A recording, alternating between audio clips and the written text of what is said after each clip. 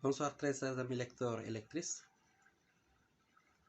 Bienvenue à tous et à toutes en cette 8e séance de lecture de l'homme qui voulait être heureux, édité par Laurent Gounel. Un roman que nous avons lu depuis maintenant des semaines. Merci à tous d'écouter, de partager et de commenter. Merci énormément. Évoluons. Les bébés ont énormément de choses à nous apprendre. Regardez un enfant qui apprend à marcher. Vous croyez qu'il réussit du premier coup? Il tente de se redresser et hop, il tombe. C'est un échec cuisant et pourtant il recommence immédiatement. Il se redresse à nouveau et il tombe. Un bébé va tomber à moins de 2000 fois avant de savoir marcher. Il sourit et ajouta: si tous les bébés étaient comme vous, les villes grouilleraient de gens qui rampent à 4 pattes. Bref, vous êtes en train de me dire que je me suis encore une fois bâti une croyance, petite croyance limitante sur la base d'un insuccès? Oui. Et vous avez sans doute besoin de suivre une vraie formation en management. Comme je vous le disais, cela me prendrait du temps et de l'argent et je n'ai ni l'un ni l'autre en provision. Je ne pense pas que cela en nécessite plus que des vacances à Bali. Je n'aime pas toucher à mes vacances ni à mes week-ends. Les congés pour moi, c'est sacré. C'est à vous de choisir ce qui est le plus important pour vous. Réaliser votre rêve ou profiter de vos congés, dit-il sur un ton parfaitement neutre qui me laissait libre de mon opinion. Je vais réaliser mon rêve, mais j'aurai du mal à me passer de mes vacances. Vous disiez que la réalisation de ce rêve vous rendrait heureux. Les vacances vous rendent-elles heureux? C'est beaucoup dire. Disons qu'elles m'apportent du plaisir et que j'y suis attaché. Il y a des croyances, des circonstances où l'on est amené à faire des choix. Donc à renoncer à des choses auxquelles on tient pour aller vers ce que l'on a le plus à cœur. Dit-il le plus simplement du monde. Je déteste renoncer à quoi que ce soit. Si vous ne renoncez à rien, vous vous obstinez de choisir. Si vous ne renoncez à rien, vous vous abstenez de choisir. Et quand on s'abstient de choisir, on s'abstient de vivre la vie que l'on voudrait. Il avait dit cela doucement, avec un regard plein de bonté. Moi, qui avais souvent eu l'impression qu'éviter de décider m'épargnait des souffrances, j'avais maintenant le sentiment que je contribuais ainsi à mon propre malheur. Comprenez-moi bien, continua-t-il, je ne suis pas en train d'essayer de vous convaincre de ne plus prendre des vacances. Je voudrais juste que vous preniez conscience que l'on ne peut pas réaliser le rêve de sa vie si l'on n'est pas prêt à faire des efforts et si nécessaire, quelques sacrifices. Cela semblait évidemment être du bon sens et pourtant on ne devinait pas sur simple décision capable d'efforts et de sacrifices. J'avais même le sentiment que certaines personnes étaient nées ainsi, affublées d'une telle aptitude. Ce n'était clairement pas mon cas. Suivre sa voie afin de pouvoir ensuite se réaliser pleinement, c'est parfois comme de gravir une montagne. Tant qu'on ne l'a pas fait, on ignore que les efforts que cela exige accentuent la satisfaction que l'on ressent à l'arrivée. Plus les efforts sont grands, plus intense sera le bonheur, et plus longtemps il restera gravé en nous. Je reçus le message 5 sur 5 et le fut reconnaissance de s'être abstenu de commentaires explicites sur ma dérobable devant l'ascension du mont Secours. Il faudra que je trouve le moyen, dit-il, comme s'il se parlait à lui-même, de vous amener à considérer le choix, l'effort et le sacrifice. J'avais quand même de la chance que cet homme s'intéresse à moi au point de réfléchir au moins de contourner mes manquements à mes engagements. Et à ce, afin de permettre, malgré tout, d'apprendre ce que j'avais à apprendre. Nous allons en rester là pour aujourd'hui, répète-t-il, Mais d'ici demain, je voudrais que vous vous projetiez en pensée dans quelques mois, en imaginant que vous avez fini par acquérir toutes les compétences qui vous manquent à l'heure actuelle.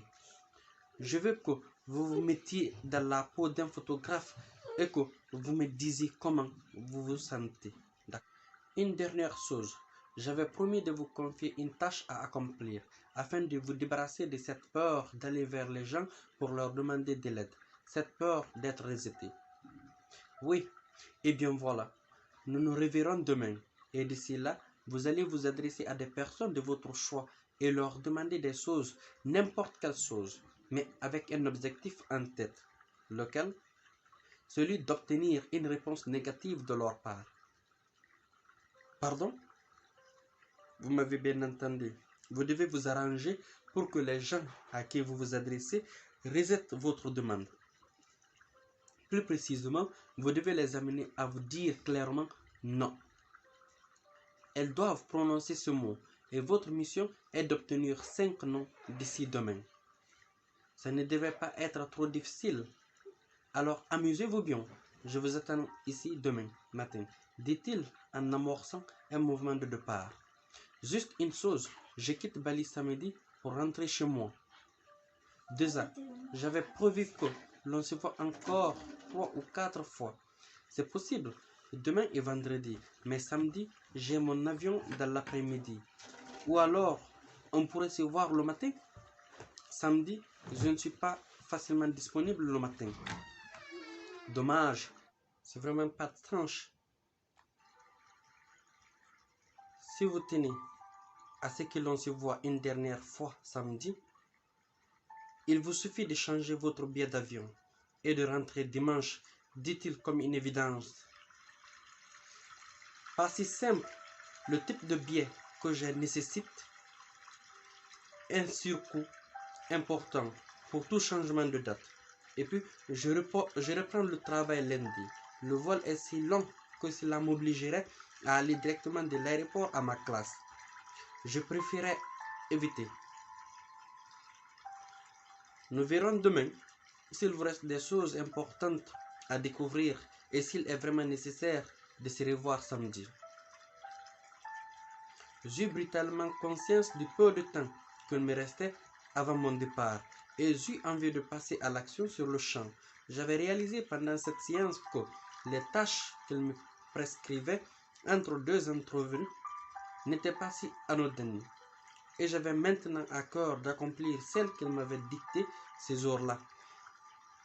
Je n'étais certes pas enthousiaste à l'idée de faire ce que je détestais, m'adresser à des gens pour leur demander de faire quelque chose pour moi. Mais j'étais curieux de voir ce que cela allait effectivement m'apporter au bout du compte, puisque je n'étais désormais convaincu que tout ce que le guérisseur faisait était porteur de sens.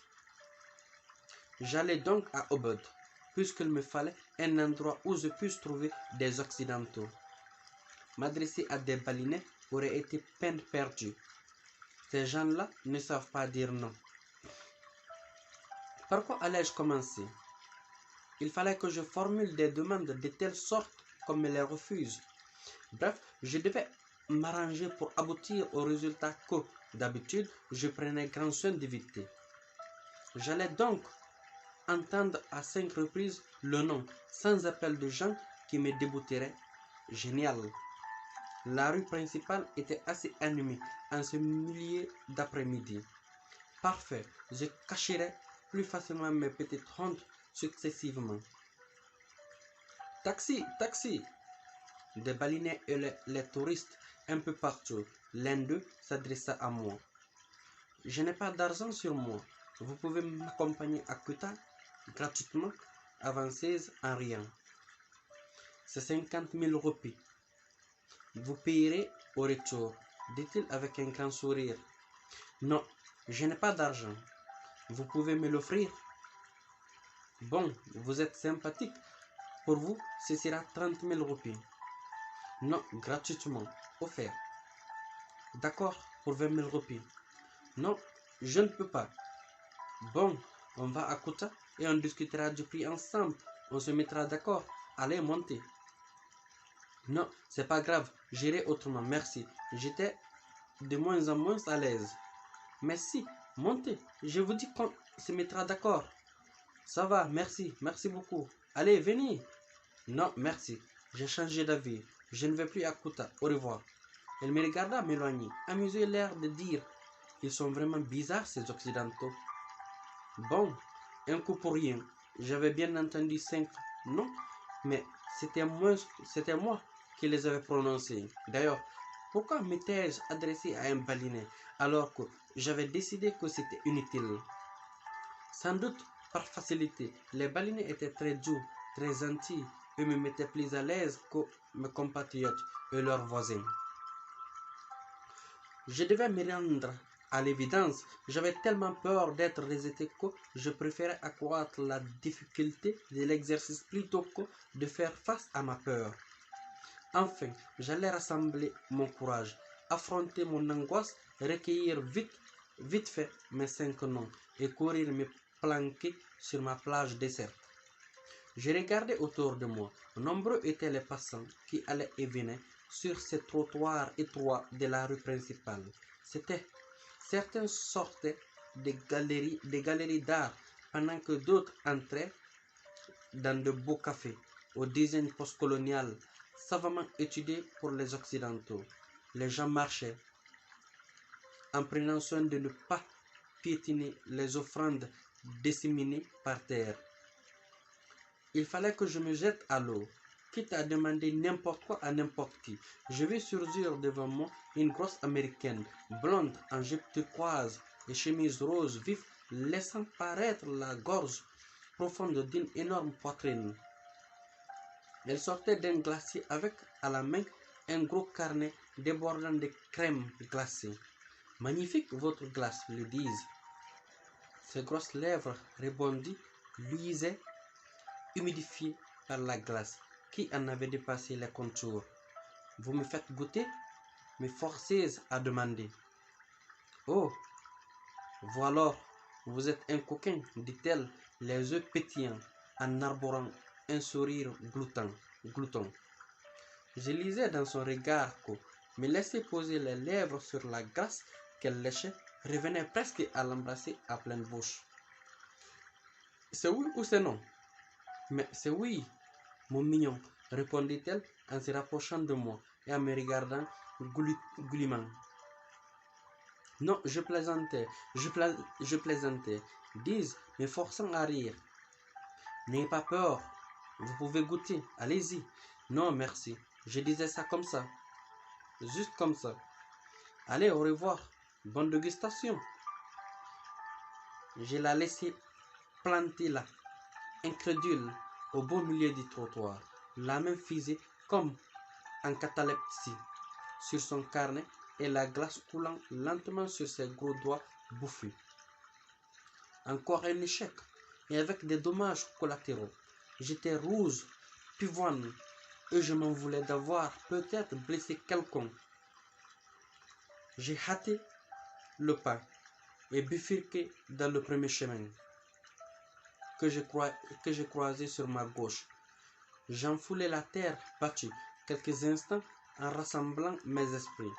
Je me demandais quelle serait ma prochaine requête lorsque je vis se importer en bois une pancarte annonçant Priga, Juita. J'avançai et aperçus à travers la végétation dense les quelques bungalows d'un hôtel caché sous les arbres. Je m'approchai lorsque 2 touristes franchirent le portail. Excusez-moi, leur dis-je, vous résidez à l'hôtel? Oui. Moi, je suis dans l'est de l'île. Ma voiture vient de tomber en panne. Elle ne sera pas réparée avant demain. Je n'ai absolument pas d'argent sur moi pour dormir à l'hôtel. Je sais que ma demande est incongrue, mais est-ce que par hasard, vous accepterez que je dorme cette nuit dans votre chambre? Je ne voudrais pas passer la nuit dehors. Ils se regardèrent un instant, surpris, puis l'un des deux me dit, votre voiture est en panne? Oui. Vous n'avez pas demandé au réparateur de vous loger? Non. les gens sont très hospitaliers ici. Il pourra peut-être vous accueillir chez lui ou vous recommander auprès d'un de ses voisins. Moi, je voudrais bien, mais notre chambre est assez petite. Vous voulez que je demande à l'hôtel? On y est depuis 8 jours. Ils commencent à bien nous connaître. Je sais qu'ils sont complets, mais ils connaîtront sûrement quelqu'un qui peut loger un ami de leur client. Non, je vais me débrouiller. Merci, c'est très sympa. Comme vous voulez. Merci quand même. Bon courage. Merci, au revoir. Bon sang, il ne pouvait pas dire non, tout simplement. En les regardant disparaître au coin de la route, j'ai commencé à avoir l'impression que ça allait être dur, plus dur que je ne croyais. Un autre touriste quitta l'hôtel à cet instant et je m'apprêtais à renouveler ma demande lorsque sa démarche féline, son style vestimentaire, la finesse de ses traits et la boucle d'oreille qu'il portait m'arrêtèrent dans mon élan. J'eus subitement peur qu'il acceptât ma proposition. J'ai rebroussé chemin jusqu'à la rue principale. Toujours autant de monde. Il fallait que je trouve quelque chose de tellement énorme que les gens seraient obligés de refuser. Voyons. De l'argent? Oui, c'est ça, de l'argent. Dès qu'on touche à leur porte-monnaie, les gens se mettent sur leur garde et deviennent beaucoup plus directs. Je passais devant l'entrée de la poste et m'adressais à la première personne qui en sortit. La cinquantaine, cheveux gris, coupés très courts, assez masculine, du genre affirmé qui n'a aucune difficulté à dire non. La proie idéale, je l'aimais déjà. Excusez-moi de vous déranger, mais j'ai absolument besoin de passer un coup de fil important à l'étranger. Je n'ai pas d'argent sur moi. Pourriez-vous avoir la bonté de me donner 500 roupies pour que je puisse utiliser la cabine de la poste? Vous avez un coup de fil urgent? Demanda-t-elle sur un ton assez directif. Oui, vous devez appeler où? Elle me regardait droit dans les yeux, en fronçant les sourcils. Aux États-Unis. Vous en aurez pour longtemps? J'avais un peu l'impression de subir un interrogatoire de police. Oui, 5 minutes, peut-être 6. Suivez-moi à mon hôtel, ordonna-t-elle. C'est juste à côté. Moi, j'utilise la cabine de l'hôtel avec une carte prépayée qui me coûte 3 fois rien. Mais vous pourrez l'utiliser 3 minutes. Montre en main, pas plus. Malheureusement, ça ne va pas suffire. Vous accepterez 6 minutes? Je ne me reconnaissais plus.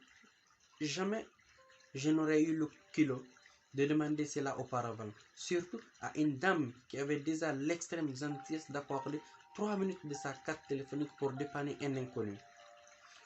Je suis sûr que vous y arriverez en 3 minutes. Allez, dit-elle en m'entraînant. Vous apprendrez à aller à l'essentiel. C'est très utile dans la vie. Décidément, tout le monde voulait me donner des conseils sur ma vie.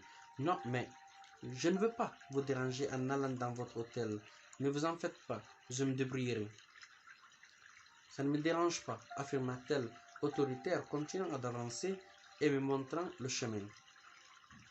Mais vous en aurez sans doute besoin vous-même. Je ne veux pas entamer votre crédit de communication. Allez, cessez de vous poser des questions métaphysiques. Si ça causait un problème, je ne vous l'aurais pas proposé. 10 minutes plus tard, j'appelais mon numéro personnel à la maison pour dialoguer sur un ton empressé avec mon répondeur téléphonique. J'ai raccroché au bout de 2 minutes. Vous aviez raison, 2 minutes ont suffi. Parfait, bon, vos affaires s'arrangent, demanda-t-elle sur le ton d'un contrôleur des travaux finis. Oui, je ne sais comment vous remercier. Dans ce cas, ne me remercie pas. Bon ben, au revoir. Bonne fin de journée. Au revoir. Et souvenez-vous, dans la vie, il faut savoir aller droit au but. Elle me regarda m'éloigner. Et lorsque je me retournai 10 mètres plus loin, elle souriait, manifestement contente d'elle-même et très loin de se douter qu'elle avait agi à l'inverse de mes intérêts. J'entrais abattu dans le premier café pour me rafraîchir. À ce rythme-là, il me faudrait une semaine pour rassembler mes 5 noms. C'était déprimant. Une fois la porte franchie, la tranquillité de Yogu contrasta brutalement avec ma lassitude et m'enveloppa instantanément de bien-être. Lumière atténuée par d'élégants stores vénitiens en bois, fauteuils bas, table basse, musique de Saban Yahya à bas volume, criant parlant à voix basse. Le lieu idéal pour me poser quelques minutes et me ressourcer. J'ai commandé un thé glacé en m'enfonçant dans l'un des fauteuils, laissant retomber la tension accumulée. J'ai laissé mes paupières se fermer quelques instants et libérer l'air contenu dans mes poumons en un long soupir silencieux. J'avais l'impression d'avoir oublié de le renouveler. Depuis une heure, l'air neuf que j'inspirais me rafraîchir les narines et la douceur de ces senteurs de thé et d'encens me les berça. Il irradiait du bien-être à moi en parcourant mes bronches jusqu'à leur plus infime ramification. J'ai resté un moment ainsi comme un apaisanteur me vidant l'esprit. Lorsque je les rouvris, je vis telle une apparition, une jeune femme assise sur un pouf à quelques mètres de moi. J'aurais juré qu'elle n'était pas là quand j'étais entré, à moins qu'elle ne fût déjà installée et que le tourment de mon esprit ne me l'eût rendu invisible jusqu'à ce que je me détende. Elle était très mince et son dos étroit que je voyais de profil marquait une cambrure naturelle accentuée. Ses longs cheveux châtains étaient attachés sur sa nuque, dévoilant celle-ci suffisamment pour que j'en apercevoie la finesse. Elle était absorbée par un livre qui reposait sur la table basse. Et sa main droite tournait machinalement la petite cuillère dans la tasse de thé fumant. Je l'observai longuement, admirant sa grâce naturelle. Elle s'interrompit pour porter la tasse à ses lèvres, des jolies lèvres rebondies qui me faisaient penser à une framboise. Elle reposa la tasse en tournant délicatement la tête de mon côté. Et son regard se posa sur moi comme si, consciente de ma présence, elle avait attendu le moment voulu pour me prêter l'attention. Ses yeux rencontrèrent les miens et ne les quittèrent plus pendant un temps que me parut une éternité. Mon regard était tellement happé par le sien que je n'osais même plus cligner des paupières. J'avais l'impression que la distance qui nous séparait s'amenuisait, comme sous l'effet d'un zoom que l'on actionne. Et tout ce qui était autour de nous avait basculé dans le flot, ont disparu. J'étais entouré par le néant face à l'œil d'un cyclone de beauté qui m'aspirait. Tel un trou noir, la musique ambiante me semblait lointaine et en même temps, elle aurait pu provenir de l'intérieur de moi-même. La jeune femme ne souriait pas et son visage était parfaitement immobile. Seules ses délicates narines se soulevaient imperceptiblement au rythme de sa respiration. Il aurait été vain de tenter de décrypter ses pensées, de comprendre ce que signifiait son regard. Ce que nous vivions était au-delà des pensées, au-delà du langage, au-delà de la compréhension. Son âme parlait à mon âme, qui lui répondait. Cela ne regardait qu'elle, et il était inutile de chercher un sens à ce qui nous dépassait. D'ailleurs, je n'avais envie de rien, besoin de rien. Je n'étais plus moi-même. J'étais au-delà de moi. J'avais peut-être atteint pour quelques instants cette dimension où les êtres se rejoignent et communient sans parler. Chers amis, arrivés à ce stade, nous nous sommes là pour reprendre la prochaine fois avec la 9e séance de lecture. Merci à tous d'avoir écouté.